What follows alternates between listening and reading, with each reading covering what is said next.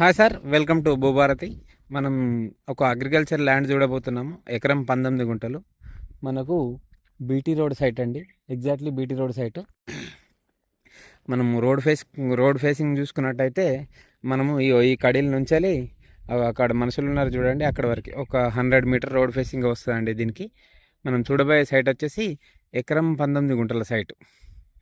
ఇది ఇక్కడ నుండి మనము జస్ట్ 1.5 కిలోమీటర్ డిస్టెన్స్లో Jangaon to Cheriyal via Ramampet highway, Suryapet highway అండి.